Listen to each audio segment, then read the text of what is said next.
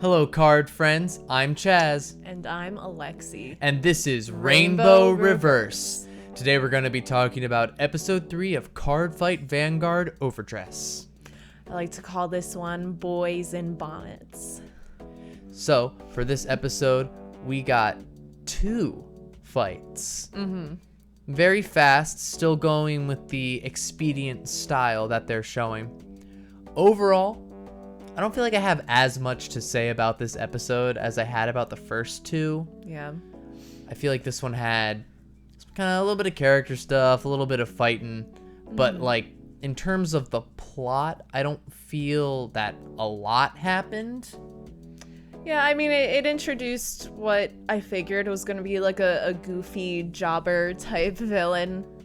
Yeah, we were speculating the last episode about who the mystery figure was at the end, and it did indeed turn out that he was just a geek, which is unfortunate because Barrow Magnus is a cool deck. Yeah. And the guy got jobbed out by Yu, but I guess that's what happens when you face the main character sometimes. Yep. I did like getting to see Barrow Magnus in action. I also liked that this was the first time we really got to see Trickstar and Verena animated and in action.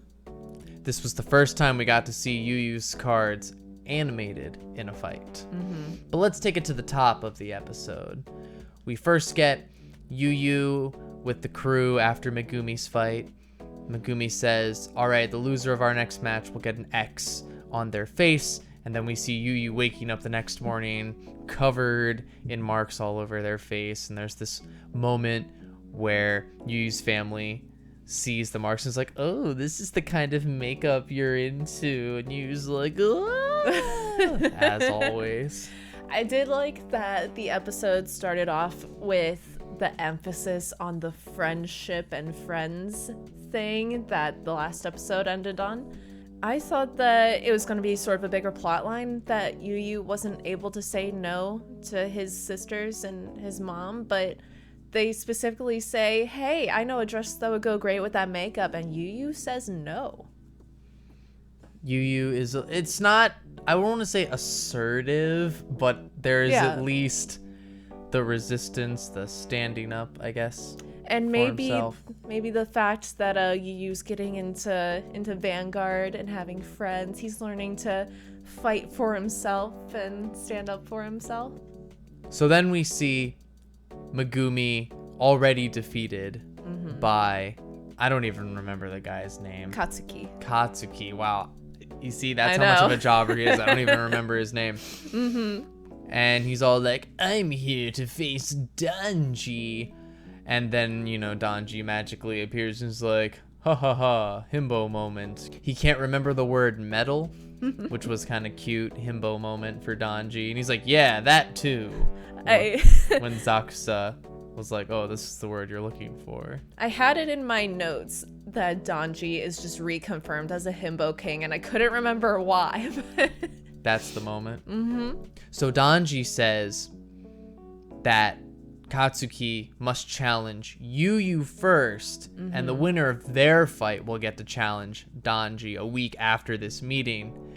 And of course, he's like, who's this kid? Like, who am I supposed to be facing? And Tamari says that it's Danji's girlfriend. Hell yeah. I don't know where they're going with this, really. It's foreshadowing. But it is funny that Zakusa and Tamari are just, they fully ship the two of them together. As they should. So there's that. Also, Tamari just continuing to be so adorable. Yes. Throughout the episode. We got another hey guys, which is just every time we get a hey guys, I scream, I pop, it's great. Yeah. Who's gonna commentate when Tamari is fighting? I'd like to think that she'll just be keep commentating her own battle. She's like, oh, I get a critical trigger. Wow, and what's this? My overtrigger. She just screams and narrates her own battle.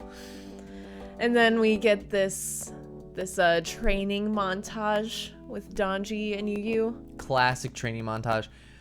Yu takes a lot of notes. I wish I could read Japanese. I'm sure the notes say something about how to play Vanguard. And then we get to a week later. Yu runs into Donji.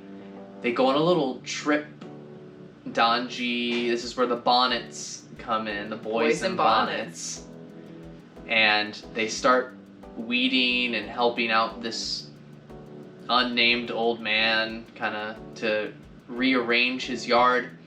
It could potentially just be a job thing that Donji pulled Yu along for and was trying to get some, I don't know, bonding growth moment out of it.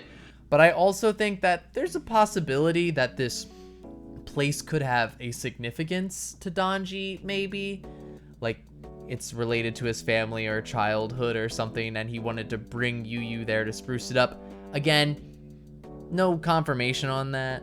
It could just have been a job, but what if it wasn't? What if it was supposed to be more significant? I feel like it has to have more significance because there was so much emphasis on Yu finding the doll and, you know, bonding with this old guy.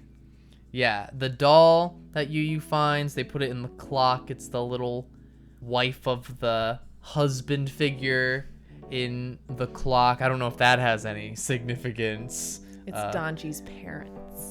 Maybe, I don't know. I was more thinking like Donji and Yu, you know? Oh. Yeah, the wedding-esque scene for the clock. Maybe. I don't hate that. But then Donji decides to reward Yu for their labor, not in currency, but in Cardfight Vanguard cards. They go to the shop, which is called the Stray Cat, and I noticed the logo, little cat with a pompadour, which I think might be in reference to the band Stray Cats, since they're kind of a swing rockabilly band. Yeah. So that would make sense, which was cute. And there's a moment where the guy who runs the card shop says, "You never bring people here, Donji," and Donji blushes. They specifically animate Donji blushing. Oh, yeah. What's up with that? Oh, we know what's up with that. We didn't get a name for the Josuke guy. Right. I don't think. Maybe we never will. For now, he is Josuke. Yeah. I think the community, we just generally agree. The LGBTQ community, we just generally agree that he is Josuke. Yep. And then after that, they finally go back to the amusement park to have the match against Katsuki. He builds up his soul, very dramatic. And Yu pulls through, though. I didn't like that you didn't get to see Yu's victory turn. I feel like, I don't know. I think the implication is that Yu wins after overdressing Verena. Yeah. I just want to see some more animation of the battles, you know, if they're not going to, you know, explain what's going on as they're showing the actual card fight. Show me some cool units fighting, which like they do later in the next match. You know, they show more animation, but I would prefer one or the other. I do find myself somewhat in the middle on the should there be detailed card fights versus should they kind of stay expedited like they are. I feel like some fights can obviously just be like a quick thing to move the story along. I'm still hoping that when we get at least to more dramatic fights, I do hope that we get more drawn out sequences. I know that this is a little more slice of lifey and more general than all the other Vanguards have been, and I understand that. I get it, wanting to appeal to the wider audience. That's fine. I don't dislike the show at all, but I'd like a little bit. I'd like a little bit more card fighting. I know how you feel about slice of life. I feel like we're building up to there being more conflict. Yeah, in general, there just hasn't been an overarching conflict introduced yet, besides Yu having like the character arc of growing as a person and the relationships with the members of the team. But other than that, there hasn't been like an actual, here is the issue that we have to solve that will give us a reason to have a whole season so far. Yeah. I feel like they have to get there at some point, because if it just truly stays purely slice of life and every episode's a little bit of a different goofy situation that leads to a card fight, then I wouldn't like it as much. Now, I personally do have some bias because I'm not the biggest fan of slice of life.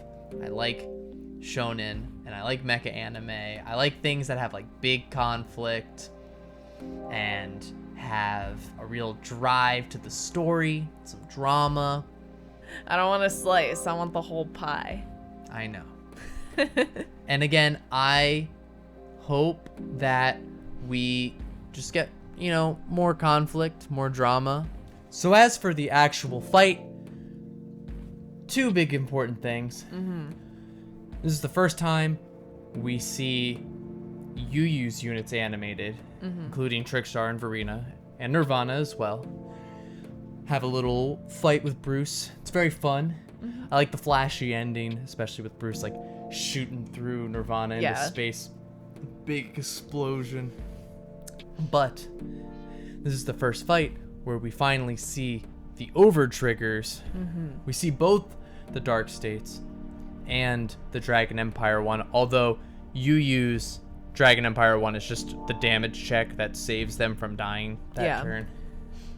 I do like how the staff flies into the middle of the table, though when Donji's activates. It's super over the top and exactly what I want to see. Oh yeah. Yeah, I was really happy with the animation in the Donji Yuyu fight. This is also the first time that we get to see Verena arcs used in a match. Generally, we were just looking at the table, there were a lot more booster set units just on the field. So, moving a little more into the booster, which I believe in Japan, the release coincided with the Japanese release of the booster set. So, kind of works out that. They introduced the new Verena, but you didn't really get to see the difference between the two Verenas, like in the abilities and stuff. But that's fine if they're not gonna like show us how the game is played or how effects work. As long as we get that animation, I'm okay with that. And then after the match, Donji announces that he is retiring from Vanguard. And that's where the episode ends. We get you being like, and all the friends being like, what? And then credits roll. And I'm sure it's, Donji has been undefeated for 21 games. I'm sure he's just like, if someone can beat me, bring me out of retirement, which I'm sure it's going to be you. I think that the next episode is going to be everyone training, trying to get Donji back into Vanguard. Is Donji going to keep trying to get out, but they keep pulling me back in, or whatever? Is that what we're getting to? Apparently. All in all, that's about how we felt about this episode. Like we said, there didn't feel like as much happened, so there wasn't as much to discuss. I still liked it. It was fun. It was cute.